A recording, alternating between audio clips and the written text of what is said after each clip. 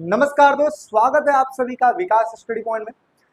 तो दोस्तों, इस वीडियो में हम बात करने वाले हैं क्लास 12 का पॉलिटिकल साइंस का एक चैप्टर जिसका नाम है दक्षिण एशिया और समकालीन विश्व। ठीक है, दक्षिण एशिया और समकालीन विश्व वाला चैप्टर हम स्टार्ट करने जा रहे हैं। बाकी के पीछे वाले चैप्टर सारे हो रखे हैं, जिन बच्चों ने नहीं देखा जाके वो देख सकते हैं। बाकी अगर आपने देख रखा है, एमसीक्यू की प्रैक्टिस भी आपने की है तो बहुत ही बढ़िया। चलिए अब जा रहे हैं हम चीजों को करने। तो यहाँ पे देखिए, सबसे पहले मैं आपको बता दूं कि कौन कौन से टॉपिक को हम करने वाले हैं। तो फर्स्ट ऑफ ऑल, क्या है दक्षिण एशिया, यानी कि चैप्टर के अर्थ को हम देखेंगे कि दक्षिण एशिया हम कह किसको रहे। सेकेंड इज दक्षिण एशिया की भौगोलिक विशेषताएं। भौगोलिक का मतलब क्या होता है, मतलब किस तरीके का बना हुआ है ना, कहां से लेकर कहां तक है। तीसरा है पाकिस्तान में सेना और लोकतंत्र, बांग्लादेश में लोकतंत्र, नेपाल में राजतंत्र और लोकतंत्र, श्रीलंका में जातीय संघर्ष और लोकतंत्र। ठीक है, इसके साथ साथ भारत पाकिस्तान संघर्ष, भारत और उसके अन्य पड़ोसी देशों के साथ संबंध, शांति और सहयोग के बारे में भी हम सारी चीजों के बारे में पढ़ने वाले हैं। ठीक है, तो फर्स्ट ऑफ ऑल देखिए क्या है दक्षिण एशिया, ये अपना पहला टॉपिक है और हम अपने पहले टॉपिक की ओर बढ़ते हैं। देखते हैं कि अपना पहला टॉपिक क्या है। तो पहले टॉपिक देखने से पहले आप ये देखिए कि ये जो रेड कलर का आपको दिखाई दे रहा है ना, ये पूरा का पूरा एशिया का भाग है। किसका भाग है? एशिया का। ठीक है, ये पूरा एशिया लिखा हुआ है। अब यहाँ पे देखिए जो अपना भारत है ना, भारत देखिए दक्षिण में आता है। अगर मैं ऐसे ले लूँ ईस्ट, ये ले लूँ वेस्ट, ये हो गया आपका नॉर्थ, ये हो गया आपका साउथ। तो अगर आप ध्यान से देखेंगे तो ये वाला जो हिस्सा है ना, नीचे वाला हिस्सा अपना किस में आता है? साउथ में आता है। ठीक है, इस वजह से हम इसको क्या कहते हैं? साउथ, दक्षिण एशिया के नाम से इसको हम जानते हैं। ठीक है, चलिए ये आपको समझ में आ गया कि दक्षिण एशिया की हम बात करेंगे। तो इस वाले चैप्टर में हम क्या देखेंगे कि भारत से लेकर ये जो अफगानिस्तान है, नेपाल है ना, इस तरीके से हम पूरा इन्हीं के बारे में बात करने वाले हैं। सिर्फ जितने को मैंने सर्कल किया है सिर्फ इन्हीं के बारे में बात किया। ठीक है, तो आपने देख लिया एशिया का लोकेशन कहाँ पे ये एग्जिस्ट करता है। अब हम बढ़ते हैं हमारे पहले टॉपिक की ओर कि क्या है दक्षिण एशिया। तो दक्षिण एशिया अभी हमने देखा कि दक्षिण एशिया एक भाग है। ठीक है, एक तरीके से हमने देखा। अब हम देखते हैं कि दक्षिण एशिया की भौगोलिक विशेषता क्या है। भौगोलिक विशेषता का मतलब क्या हुआ कि कहाँ कहाँ तक ये फैला हुआ, किस तरीके से फैला हुआ है। तो यहाँ पे मैं बता दूं, अगर भौगोलिक विशेषता की बात करूं तो दक्षिण एशिया अगर देखा जाए भारत के पूरब में। ठीक है, फर्स्ट ऑफ ऑल आपको ये समझना पड़ेगा ये भारत है।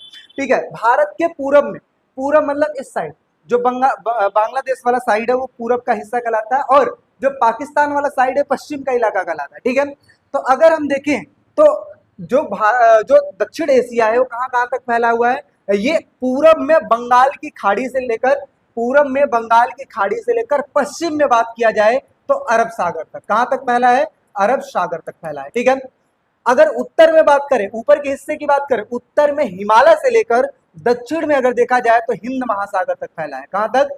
हिंद महासागर तक फैला हुआ है। ठीक है, तो ये तो रहेगी इसकी भौगोलिक विशेषता, जहां पे हमने देखा कि जो पूरब है, पूरब में बंगाल की खाड़ी से लेकर पश्चिम में अरब सागर तक, उत्तर में हिमालय से लेकर दक्षिण में हिंद महासागर तक फैला हुआ है। तो आप ये भौगोलिक विशेषता इसका बता सकते हो।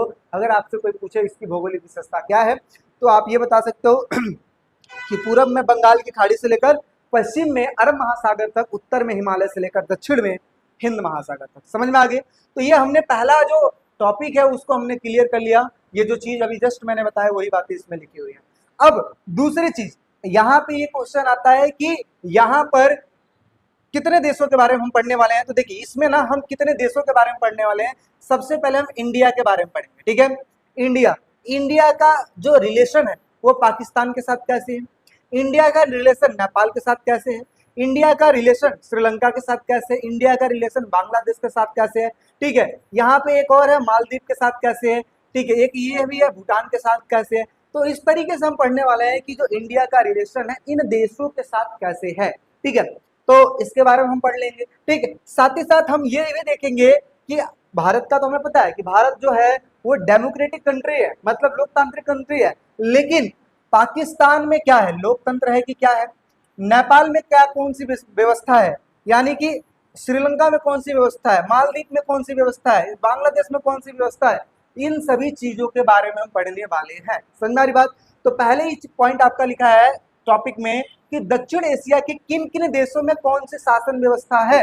तो भारत और श्रीलंका की बात किया जाए, इंडिया और श्रीलंका की बात किया जाए तो यहाँ पर डेमोक्रेटिक कंट्री है, मतलब यहाँ पे लोकतंत्र है। ठीक है, पाकिस्तान और बांग्लादेश की बात कर ली जाए, ये पाकिस्तान हो गया, ये बांग्लादेश हो गया।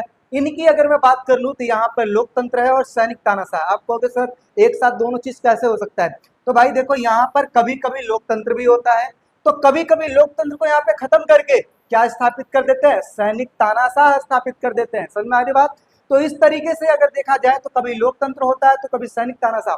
अभी जस्ट हम एक क्वेश्चन आता है, इंपॉर्टेंट क्वेश्चन, की पाकिस्तान में लोकतंत्र और सैनिक तानाशाह जो होता है इसके क्या कारण है, अभी हम पढ़ने वाले हैं। तो देखिए, पाकिस्तान और बांग्लादेश में लोकतंत्र और सैनिक तानाशाह, ये बस याद रखना। आगे बात करते हैं नेपाल और भूटान में है।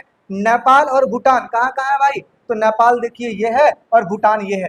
नेपाल और भूटान में अगर देखा जाए तो राजतंत्र है। और मालदीव जिसके बारे में हम पढ़ने वाले हैं, जो कि नीचे है, मालदीव में है अध्यक्षात्मक शासन प्रणाली। अब कहोगे सर अध्यक्षात्मक शासन प्रणाली किसे कहते हैं? तो भाई मेरे 11th क्लास में मैंने बताया था कि 3 प्रकार की कार्यपालिका होती है। एक होती है संसदीय, जहां पे लोकसभा, राज्यसभा और राष्ट्रपति, प्रधानमंत्री सब मिलकर शासन करते हैं। एक होता है अर्ध अध्यक्षात्मक, जहां पर राष्ट्रपति भी काम करेगा, प्रधानमंत्री भी काम करेगा, हाफ हाफ काम करेगा। और एक ऐसी प्रणाली होती है जो अध्यक्षात्मक होती है, यहाँ पे सिर्फ और सिर्फ कौन काम करेगा? राष्ट्रपति काम करेगा। इट मीन्स मालदीव जो है, मालदीव में क्या है? मालदीव में अध्यक्षात्मक शासन प्रणाली है। इसका मतलब यहाँ पे राष्ट्रपति शासन होता है, राष्ट्रपति काम करता है, जैसे कि अमेरिका में होता है। अच्छा, कहोगे सर एक चीज और छूट गया, ये अफगानिस्तान में क्या है? तो भाई देखो, अफगानिस्तान ये सब वो कंट्री है जिसमें तानाशाही सरकारें चलती है। तानाशाही जैसे तालिबान की सरकार है, वहां पे कभी लोकतंत्र भी होता है, उसको बढ़ावा दिया जाता है, तो कभी पता लगता है कि तालिबान आ गया है ना, वो अपने पूरे कंट्रोल में कर लिया, तो वहां की चीजें अलग है। ठीक है, तो अफगानिस्तान भी चलो आपने समझ लिया कि तालिबान का शासन। इस तरीके से अगर देखा जाए तो दक्षिण एशिया के किन किन देशों में क्या क्या शासन व्यवस्था है, हमने ये पढ़ लिया। भारत और श्रीलंका में लोकतंत्र है, पाकिस्तान और बांग्लादेश में लोकतंत्र सैनिक तानाशाह है, नेपाल और भूटान में राजतंत्र है, मालदीव में क्या है? अध्यक्षात्मक शासन प्रणाली है। आई होप सो सारी चीजें आपको समझ में आ रही होगी। किसी भी प्रकार की कोई भी दिक्कत परेशानी है, कमेंट सेक्शन आपके लिए खुला हुआ है, भर भर के कमेंट कीजिए, कोई बात नहीं, जवाब मैं दूंगा। चलिए भाई नेक्स्ट बात करते हैं। चलिए भाई अगला हम बात करते हैं कि सार्क क्या है। देखिए जी, ये आपको भैया ये टॉपिक पहले ही पढ़ा रहे हो क्या? हाँ, ये टॉपिक आपके लिए इंपॉर्टेंट है, क्योंकि जो अभी जस्ट हमने बात किया ना, ये आसपास के पड़ोसी देश, ये सब किसके हिस्सा है? ये सब सार्क का हिस्सा है। तो सबसे पहले आप देख लीजिए सार्क क्या है। सार्क SAARC, इसका मतलब एस का मतलब होता है साउथ, ए का मतलब होता है एशियन, ए का मतलब होता है एसोसिएशन फॉर, आर का मतलब रीजनल, सी का मतलब होता है कॉर्पोरेशन। मतलब दक्षिण एशिया में जितने भी देश हैं, जितने भी देश नहीं मतलब 8 देश हैं, 8 देशों को मिलाकर एक संगठन तैयार किया गया है, और इसी को हम क्या नाम दे देते हैं? सार्क दे देते हैं।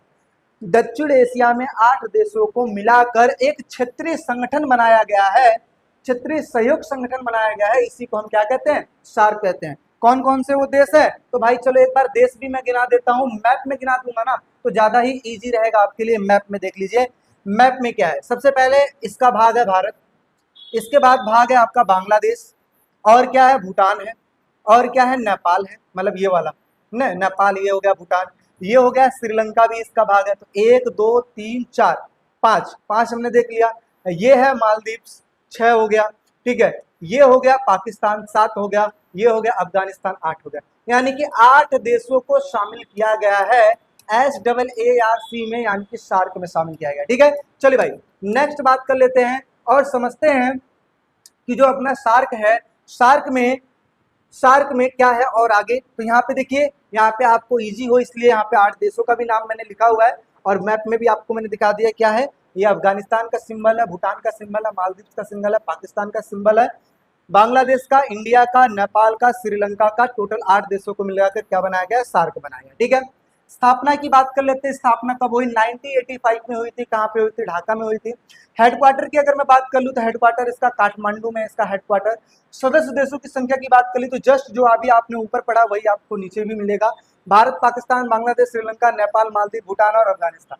यहाँ पे मैं एक और बात मैं आपको बता दूं, 2007 से पहले इसमें टोटल 7 देश थे। 2007 में एक देश और जोड़ा गया था जिसको हम कहते हैं अफगानिस्तान, और अफगानिस्तान को जोड़ने के बाद ये क्या हो गया? टोटल 8 देश हो गए। तो इस तरीके से टोटल 8 देश आपको दिखाए गए हैं, लेकिन पहले 2007 में इसमें 7 देश थे। समझ में आ रही बातें? तो ये हमने टॉपिक क्लियर किया कि सार्क क्या है। ठीक है, अब ये वाला जो टॉपिक था ना शांति और सहयोग का, शांति और सहयोग का मतलब क्या हुआ कि इन देशों ने मिलकर एक संगठन तैयार किया है जिसकी वजह से आपस में शांति व्यवस्था बनाए रखें। क्योंकि देखो, संगठन आप तैयार करोगे तो जाहिर सी बात है मीटिंग्स होगी, जहां पे मीटिंग होगी वहां पे शांति व्यवस्था तो बनी रहेगी। तो ऐसे, तो ये चीज हमने पढ़ लिया। अब आते हैं इसके उद्देश्य की कि आखिर इसको बनाया क्यों गया है। तो सबसे पहले क्षेत्रीय सहयोगों को बढ़ावा देने के लिए, किसके लिए? क्षेत्रीय सहयोगों को बढ़ावा देने के लिए। दूसरा है सामाजिक, आर्थिक, व्यापारिक, सांस्कृतिक सहयोगों को बढ़ावा देने के लिए। तीसरा है विवादास्पद मुद्दे को कैसे हल करना है, हमें बातचीत के द्वारा हल करना है। आगे आतंकवाद को हमें विरोध करना है, आतंकवाद का जितना हो सके उतना विरोध करना है। इसके साथ साथ विश्व शांति को बढ़ावा देना है। ये क्या हो गए, इसके उद्देश्य हो गए। तो टोटल अगर देखा जाए तो सार की स्थापना क्यों की गई है? सार की स्थापना इसलिए की गई है ताकि कि जो देश हैं वो आपस में मिलकर एक प्रकार का कोऑर्डिनेशन बना पाए और एक दूसरे को सहयोग दे पाए। ये सारी चीजें इसमें शामिल होती हैं। चलिए भाई, ये चीज हमने पढ़ लिया। अब हम देखते हैं आगे। अब अपना मेन क्वेश्चन स्टार्ट होता है ये वाला कि पाकिस्तान में सेना और लोकतंत्र। अभी जस्ट मैंने आपको बात बताया था कि कभी कभी पाकिस्तान में सैनिकों का शासन हो जाता है तो कभी कभी वहां पर लोकतंत्र स्थापित हो जाता है। अब कहोगे भैया ऐसे कैसे हो रहा है, क्यों हो रहा है, इसके बारे में बात करते हैं। तो देखिए, सबसे पहले आप समझिए पाकिस्तान का कुछ इस तरीके से मैप है। यहाँ पे देखिए, सबसे पहले पाकिस्तान में अगर देखा जाए तो वहां पर पाकिस्तान का सबसे पहले बनावट देखिए। पाकिस्तान में सबसे पहले बनावट की अगर मैं बात करूं तो पाकिस्तान में वहाँ के जो धर्मगुरु हैं, वहाँ के जो अभिजन लोग हैं, वहाँ के जो अमीर लोग हैं, वहाँ के जो कट्टरवादी लोग हैं, इन्होंने मिलकर पूरे समाज पर अपना दबदबा बना लिया है। कभी कभी वहाँ पे लोकतंत्र, जैसे भारत में लोकतंत्र के द्वारा सरकार बनती है, ऐसे पाकिस्तान में भी लोकतंत्र के द्वारा सरकार बनती है। लेकिन फिर क्या होता है, फिर कुछ समय के बाद पता लगता है कि लोकतंत्र उतना अच्छे से काम नहीं कर रहा है, ठीक है उसको हटा देते हैं। हटा दिए, हटाने के बाद किसको लेके आते हैं? सैनिक शासन को लेके आ जाते हैं। फिर सेना अच्छे से काम नहीं करती है तो फिर उसको हटाकर फिर लोकतंत्र को लाते हैं। ऐसे ही सिस्टम चलता है वहां पे। तो देखिए, यही बात लिखा है कि पाकिस्तान में सैनिक हस्तक्षेप।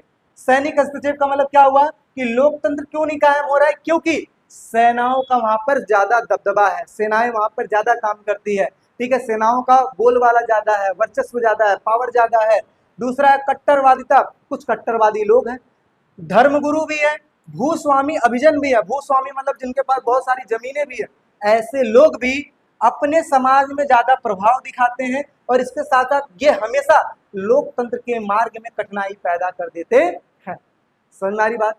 अब आपसे कोई क्वेश्चन पूछेगा कि भैया पाकिस्तान में लोकतंत्र क्यों नहीं स्थापित हो पाता है या फिर होता है तो क्यों नाकामयाब हो जाता है, तो आप क्या बोलोगे कि पाकिस्तान में सैनिक हस्तक्षेप की वजह से, कट्टरवादियों की वजह से, धर्म गुरुओं की वजह से, भूस्वामियों की वजह से वहां के समाज पर उनका ज्यादा प्रभाव पड़ता है और इसके साथ साथ लोकतंत्र के मार्ग में हमेशा एक कठिनाई पैदा कर देते हैं।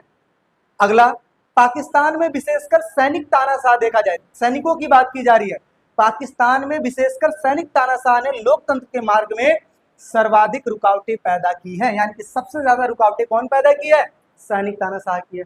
अब देखिए, जो मेन चीजें हैं उसको मैं येलो रंग से हाईलाइट कर रखा हूं, ठीक है। आगे इसके साथ साथ आपने देखा होगा भारत और पाकिस्तान की लड़ाई लगी रहती है, कभी कुछ तो कभी कुछ, कभी कुछ तो कभी कुछ, है ना।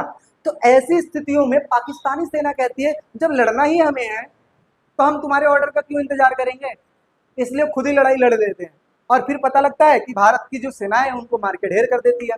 तो ऐसी स्थितियों में देखा जाए तो वो इन सभी चीजों का भड़ास किस पे उतारते हैं? लोग वहां की लोकतंत्र पे उतार देते हैं। पता लगते वहां की सरकार को गिरा दिए और कौन आ गया? सैनिक शासन आ गई। तो ये बात लिखा है कि पाकिस्तान और भारत के कड़वाहट भरे संबंधों की आड़ में पाकिस्तानी सेना ने सदैव पाकिस्तान में अपना दबदबा बना के रखा है, यानी कि सबसे ज्यादा कंट्रोल करके रखा है, तथा किसी भी निर्वाचित सरकार को ढंग से काम करने नहीं देती है। अच्छा, इसके साथ साथ कुछ देश भी हैं जो कि पाकिस्तान के सेनाओं को ज्यादा सपोर्ट करती है। फॉर एग्जांपल जैसे अमेरिका। अमेरिका ने सदैव सपोर्ट किया है पाकिस्तानी सेनाओं को। तो अमेरिका तथा पश्चिमी देशों ने अपने स्वार्थ के लिए सैनिक शासन को बढ़ावा दिया है। इसका मतलब ये भी है कि अन्य देशों ने भी पाकिस्तानी सेना को ज्यादा बढ़ावा दिया है और इसी की वजह से पाकिस्तान में लोकतंत्र अच्छे से काम नहीं कर पाती है। चलिए भाई, और आगे बात। इसके साथ साथ अगर देखा जाए तो पाकिस्तान में संविधान का निर्माण, यानी कि पाकिस्तान में जो संविधान का निर्माण हुआ था उसके बाद सैनिक शासन किसके हाथ में आ गया? जनरल अयूब खान के हाथ में आ गया। अभी यहाँ पे देखिए कुछ मैं एग्जाम्पल ऐसे डाला हुआ हूँ जिसमें आपको ये देखने से पता लगे कब कब वहां पर सैनिक शासन आई। तो देखिए सबसे पहले जब संविधान का निर्माण हो गया वहां पे, उसके बाद जब शासन आई जनरल अयूब खान के हाथों में आ गई। ठीक है, जनरल अयूब खान जो कि सेना के प्रमुख थे, उन्होंने क्या किया, कब्जा कर लिया, मतलब क्या है कि लोकतंत्र को खत्म किया और खुद आ गए। उसके बाद जनरल अयूब खान के पश्चात वहां पे कौन आया, जनरल याहिया खान आए। ठीक है, इन्होंने सत्ता संभाली। 1977 में जनरल जिया उल हक, ठीक है, जिया उल हक ने शासन ले लिया और वहां पे लोकतंत्र सरकार को क्या कर दिया, हटा दिया। इसके साथ साथ 1999 में जनरल परवेज मुशर्रफ, ठीक है, इन्होंने वहां के प्रधानमंत्री नवाज शरीफ को तख्ता पलट कर दिया और अपनी तानाशाही सरकार को स्थापित कर दिया। इसका मतलब हमें क्या समझ में आया, इसका मतलब हमें यह समझ में आया कि जब जब वहां पर लोकतंत्र की शासन व्यवस्था स्थापित हुई तब तब कोई ना कोई ऐसा जनरल जरूर आया जिन्होंने वहां के लोकतंत्र को खत्म किया और उसके बाद सैनिक शासन वापस स्थापित किया। जैसा कि हमने देखा संविधान निर्माण के पश्चात जनरल अयूब खान आ गए, जनरल अयूब खान जैसे गए उसके बाद जनरल याहिया खान आ गए। 1977 में जनरल जिया उल हक आ गए। इसके साथ साथ जनरल परवेज मुशर्रफ जो थे 1999 में नवाज शरीफ को वहां से हटा दिया और हटाने के बाद खुद के शासन है। यानी कि हमने ये देखा कि वहां पे जब जब लोकतंत्र की सरकार बनी तब तब वहां पर कहीं ना कहीं सेनाओं ने अपनी शासन व्यवस्था लागू कर दी। समझ में आ रही बातें, चलिए ये भी हमें समझ में आ गया। नेक्स्ट बात करते हैं, अब हम ये समझते हैं, अब मेन क्वेश्चन वही वाला क्वेश्चन दोबारा रिपीट हो रहा है, 4 नंबर के क्वेश्चन में आता है एक्चुअल में। अब क्या क्या आपको लिखना है, पाकिस्तान में लोकतंत्र की सफलता के कारण। तो सबसे पहला आप क्या लिखोगे, पाकिस्तान में लोकतंत्र के मार्ग में हमेशा कौन बाधा उत्पन्न करता है, सेना उत्पन्न करती है। पाकिस्तान में जो धार्मिक कट्टरता है, इन्होंने भी लोकतंत्र को सफलतापूर्वक कार्य नहीं करने दिया है। पाकिस्तानी मतलब पश्चिमी देशों ने अपने व्यक्तिगत लाभ के लिए, जैसे अमेरिका जैसे कि और भी जो पश्चिमी देश हैं, उन्होंने अपने व्यक्तिगत लाभ के लिए पाकिस्तान में लोकतंत्र को सफलतापूर्वक काम करने नहीं दिया है। पाकिस्तान में लोकतंत्र की असफलता का एक अन्य कारण ये भी है कि उनकी आंतरिक ढांचागत संरचना। आप देख लीजिए इंडिया में, इंडिया का आंतरिक ढांचागत बनावट इस तरीके का है कि कोई भी बगावत नहीं कर सकता है ना। इस तरीके से हमने अपने सिस्टम को डिवाइड कर रखा है। सरकार के 3 अंग है, कार्यपालिका, विधायिका, न्यायपालिका। एक का काम है कानून बनाना, दूसरे का काम है उसको लागू करना, तीसरे का काम है उसका न्याय करना, है ना। इस तरीके से शासन व्यवस्था बनाई रखी है। यानी कि वो पाकिस्तान में जो आंतरिक ढांचागत बनावट है ना, वो सही ढंग से नहीं है और इसी की वजह से वहां पर लोकतंत्र अच्छे से काम नहीं कर पाती है। पाकिस्तान तथा भारत के कड़वाहट भरे संबंधों की आड़ में पाकिस्तानी सेना ने हमेशा पाकिस्तान पर अपना दबदबा बनाए रखी है। यानी कि अपने आप को हमेशा, मतलब पाकिस्तानी सेना अपने आप को हमेशा पावरफुल समझती है और लोकतंत्र को वहां से हटाकर वहां पर अपनी जो शासन व्यवस्था है उसको लागू कर देती है। तो इस तरीके से हमने 4 नंबर का क्वेश्चन यहाँ पे कंप्लीट किया। यानी कि ये सिर्फ 4 पॉइंट लिख दोगे ना तो भी आपको 4 नंबर मिल जाएगा, और कुछ पॉइंट अगर इनमें से भी लिखना है तो आप ये भी लिख दोगे तो भी ज्यादा अच्छा रहेगा, ये आपके लिए बेनिफिट रहेगा। ठीक है, अब हम बात करने जा रहे हैं बांग्लादेश की। देखिए अभी तो जस्ट हमने पाकिस्तान की थोड़ी सी बात कर ली, अब हम थोड़ा सा बात करेंगे बांग्लादेश की, बांग्लादेश के बारे में। तो बांग्लादेश की व्यवस्था समझिए। सबसे पहले मैं आपको समझाना चाहता हूँ, जब अपना देश आजाद हुआ था 1947 में, उसी समय पाकिस्तान भी आजाद हुआ था। तो पाकिस्तान को एक नहीं बनाया गया था बल्कि 2 पाकिस्तान बनाए गए थे। कौन कौन से, एक पाकिस्तान बनाया गया था पूरब में, तो दूसरा पाकिस्तान बनाया गया था पश्चिम में। तो अब एक पूरब में बना, एक पश्चिम में बना। अब यहाँ पे अगर देखा जाए तो जो पाकिस्तान, पश्चिमी पाकिस्तान है, ये पूर्वी पाकिस्तान पर अपना ज्यादा से ज्यादा कंट्रोल रखना चाहता था। ठीक है, इसके साथ साथ यहाँ पे देखिए जैसे बेंगलुरु लोग रहते हैं तो बंगाली वगैरह बोलते हैं, है ना, अन्य अन्य भाषा के लोग रहते तो अन्य अन्य भाषा बोलते हैं। लेकिन जो पाकिस्तान है, पाकिस्तान ने यहाँ पर पूर्वी पाकिस्तान पर जबरन उर्दू थोपना चाहा, वहां पे अपने कल्चर को लागू करना चाहा। इसकी वजह से जो पूर्वी पाकिस्तान वाले हैं वो ज्यादा परेशान हो जाते हैं। अब परेशान जब हो जाते हैं तो इन्होंने क्या सोचा, इन्होंने सोचा कि मैं एक ना अपना एक सरकार बना देता हूँ। इन्होंने क्या किया, एक व्यक्ति को चुन लिया और उनको सरकार बना दिया।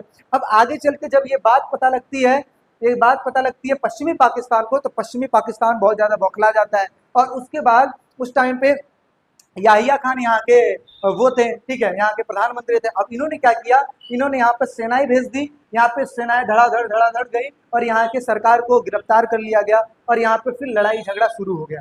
ऐसी स्थितियों में पूर्वी पाकिस्तान वालों ने भारत से मदद मांगी, भारत ने उसकी मदद की और मदद करने के बाद 1971 में पूर्वी पाकिस्तान को पश्चिमी पाकिस्तान से अलग करवाया गया और अलग करवाकर इसको पूर्वी पाकिस्तान पहले बोला जाता था और उसके बाद क्या बोला जाने लगा, बांग्लादेश बोला जाने लगा। तो हमें सिर्फ इसी भी चीजों के बारे में पढ़ना है कि आखिर किस किस तरीके से हुआ। जस्ट जो मैंने आपको स्टोरी बताई है ना, यही स्टोरी आपके रिटर्न में भी है। अब रिटर्न वाला देख लेते हैं कैसे है, बाकी यही चीज है, ठीक है, जो भी अभी जस्ट मैंने बताया। तो बांग्लादेश की शासन व्यवस्था था संकट। देखिए सबसे पहले बांग्लादेश पाकिस्तान का अंग था, मैंने जस्ट बताया इसका अंग था पूर्वी पाकिस्तान, जिसको हम पूर्वी पाकिस्तान के नाम से जानते हैं। ये बंगाल और असम के हिस्से को काट कर बनाया गया। तो देखिए यहाँ पे अगर देखा जाए तो ये वाला बंगाल हो जाएगा, इधर असम हो जाएगा, उन्हीं के हिस्सों को काट कर बनाया गया था। पाकिस्तान यहाँ पर अपना दबदबा बनाकर रखता था और यहाँ पर जबरन उर्दू भाषा थोप कर यहाँ की संस्कृति को नष्ट कर रहा था। यानी कि पश्चिमी पाकिस्तान यहाँ पर जबरदस्ती अपनी भाषा थोप रहा था और यहाँ की संस्कृति को नष्ट कर रहा था। ऐसी बात होने के बाद जब पूर्वी पाकिस्तान वालों को लगा कि नहीं यार पश्चिमी पाकिस्तान वालों ने बहुत गलत कर रहे हैं हमारे साथ, तो इन्होंने क्या किया, यहाँ विरोधी इनका विरोध यहाँ की जनता ने किया, मतलब पश्चिमी पाकिस्तान का विरोध वहाँ की जनता ने किया। पश्चिमी पाकिस्तान के खिलाफ शेख मुजीबुर रहमान के नेतृत्व में इन्होंने जंग छेड़ दी। यानी कि इस नेता की, ये जो नेता थे ये पूर्वी पाकिस्तान में अपनी सरकार बनाने के लिए खड़े हुए और उसके बाद जनता ने इनको सपोर्ट किया। तो देखिए क्या हुआ, शेख मुजीबुर रहमान की पार्टी का नाम था अवामी लीग को वहां पर 1970 में सभी सीटों पर विजयी मिलती है। शेख मुजीबुर रहमान को फिर गिरफ्तार कर लिया जाता है। जस्ट मैंने बताया पश्चिमी पाकिस्तान को वालों को जब ये बात पता लगा कि वहां पे सरकार बन गई है तो वहां पे गए और उनको गिरफ्तार कर लिए।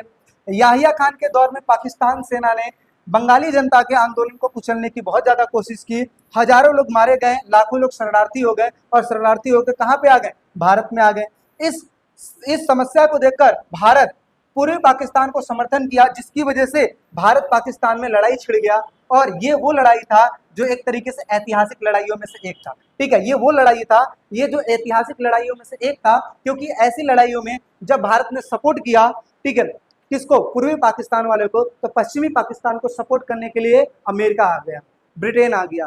ऐसी स्थिति में भारत को मदद मांगनी पड़ी रूस से, और उस टाइम पे सोवियत संघ के नाम से जाना जाता था वो। तो सोवियत संघ ने भारत की मदद की और भारत की मदद के द्वारा 1971 में हमें ऐतिहासिक जीत मिलती है। ऐतिहासिक जीत इसलिए मिलती है क्योंकि इस समय हमने 93,000 सेनाओं को सरेंडर किया था, ठीक है। तो यानी कि देखा जाए यह लड़ाई काफी भयानक लड़ाइयों में से एक थी। युद्ध का खात्मा पूर्वी पाकिस्तान में पश्चिमी सेना के आत्मसमर्पण के साथ हुआ और एक स्वतंत्र देश बनाया गया जिसका नाम रखा गया बांग्लादेश।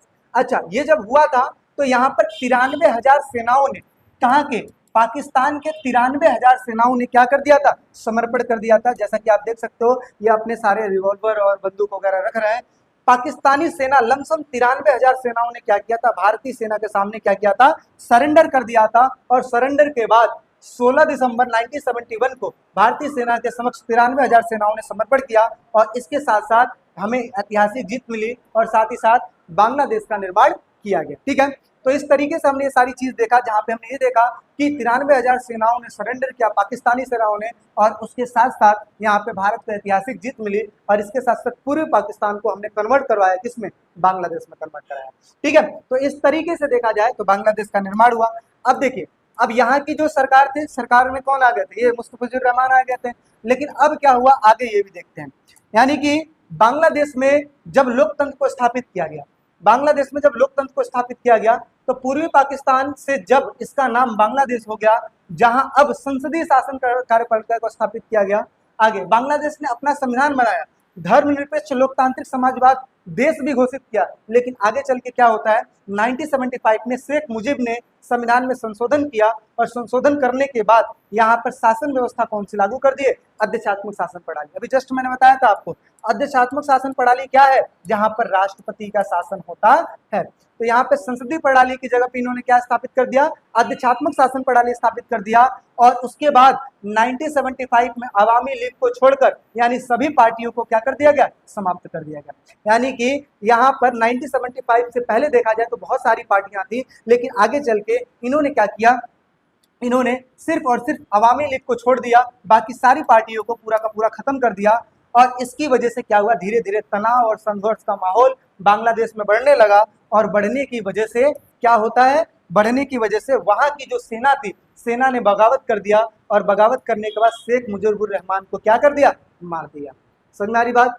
जिस सरकार को इन्होंने लाया था 1975 में, उन्होंने अवामी लीग को छोड़कर बाकी सारी पार्टियों को खत्म कर दिया। इसकी वजह से तनाव बढ़ गया और तनाव बढ़ने के बाद सेनाओं ने क्या किया, इनको खत्म कर दिया और नए सैनिक शासन। अब देखिए सबसे पहले क्या था, यहाँ पे लोकतंत्र था, अब लोकतंत्र के बाद यहाँ पे क्या स्थापित हो गया, सैनिक शासन स्थापित हो गया।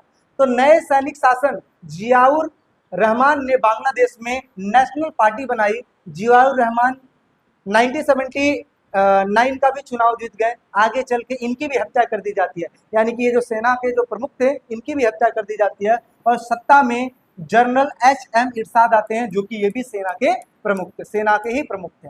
आगे जनता तथा छात्रों ने इनके खिलाफ आंदोलन किया। 1990 में इन्होंने भी पद छोड़ दिया। 1991 में चुनाव हुए। इसके बाद से बांग्लादेश में बहुदलीय शासन प्रणाली स्थापित हुई। कौन सी प्रणाली, बहुदलीय शासन प्रणाली स्थापित हुई।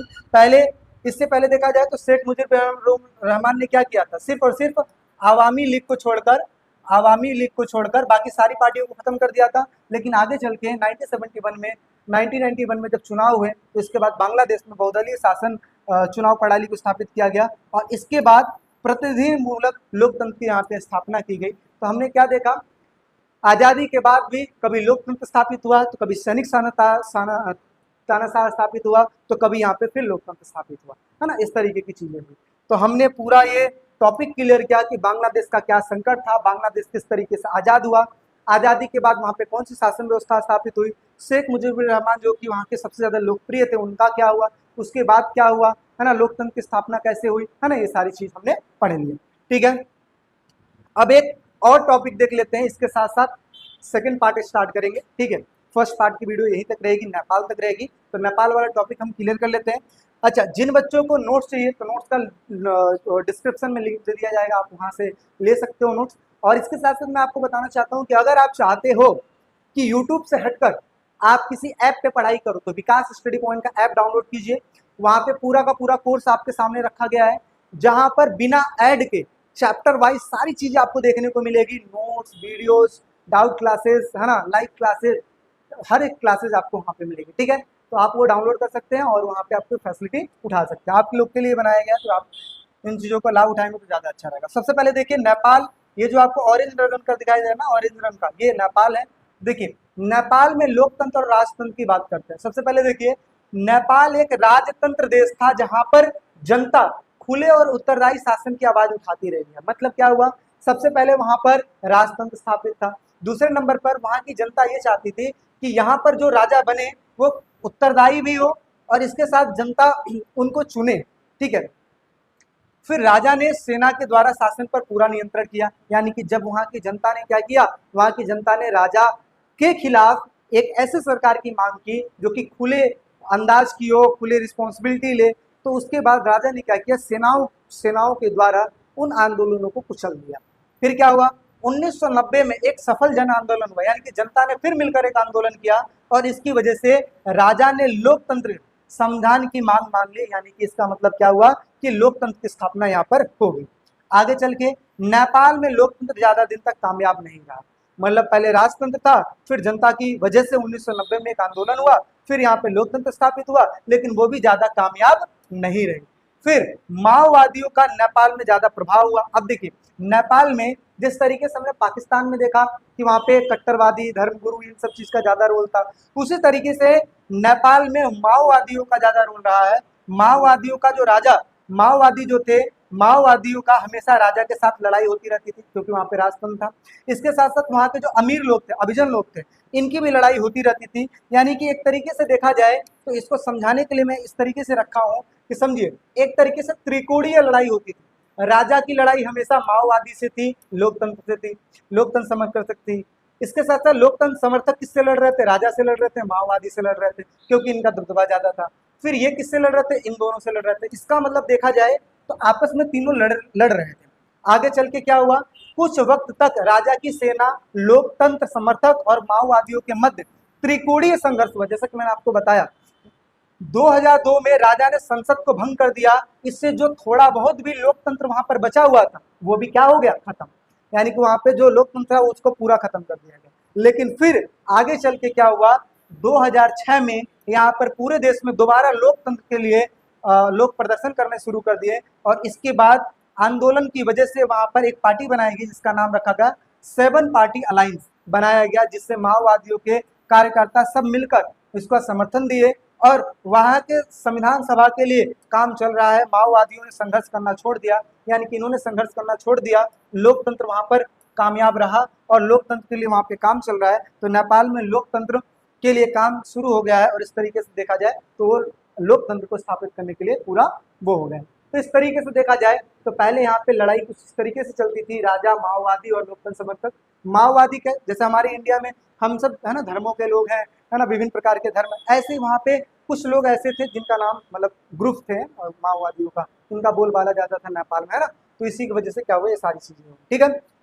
तो क्या क्या समझा, पहले राजा का शासन था, फिर उसके बाद लोकतंत्र आया, फिर आगे चल के फिर राजा ने लोकतंत्र को खत्म कर दिया, लेकिन आगे चल के 2006 में दोबारा से लोकतंत्र समर्थन हुआ और आगे चल के अभी वहाँ पे 7 पार्टी अलायंस बनाकर वहाँ पर काम चल रहा है और इस तरीके से लोकतंत्र वहाँ पे स्थापित है।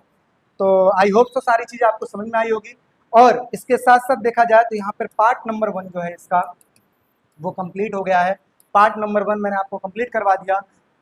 एक बार दो बार तसल्ली से देखना यार, देखो वीडियो बनाने में मेहनत लगती है, कई बार ऐसा होता है कि कुछ चीजें समझ नहीं आती है, तो ऐसा नहीं कि हड़बड़ा जाओ यार अब नहीं समझ में आया, ऐसे क्या करो, आप ना उसको दोबारा देखो, तिबारा देखो, जितनी बार देखोगे ना उतनी बार मीनिंग आपको निकलेगा, ठीक है। हम भी जब पढ़ते थे अपने समय तो हम भी ऐसे ही करते थे, जो नहीं समझ में आता हम बार बार पढ़ते थे, जितनी बार पढ़ते थे उतनी बार नया नया अर्थ निकलता था उसका। तो ऐसे ही जो अगर कोई चीज नहीं समझ में आता है ना तो उसको ना बार बार उसको देखा करो, पढ़ा करो, जितनी बार पढ़ोगे उतनी बार नई नई चीजें आपको समझ में आएगी, ठीक है। तो बाकी यही है, बाकी अगर अच्छा लगा होगा मेरा एफर्ट्स तो लाइक कीजिए, बाकी फ्रेंडों में शेयर कर सकते हैं, आपकी मर्जी है आगे। बाकी अगर चैनल पर नया सब्सक्राइब कीजिएगा। फिर मिलते हैं फिर नेक्स्ट वीडियो में भी, टेक केयर।